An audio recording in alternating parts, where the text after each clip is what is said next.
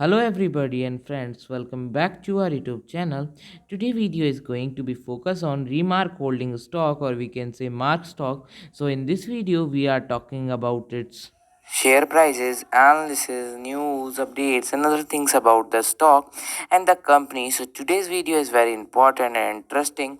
So first of all, if you are visiting our channel for the first time, please subscribe our channel and also press on a bell icon for the future update. It was one of the stock that we covered in our recent video, and has this was the biggest one in terms of revenue. We thought let's have a look at them first, and after having done the analysis in them, we got to admit this is a pretty interesting company with lots of interesting plan for the future. They want to grow their business significantly and different ways that they want to achieve it.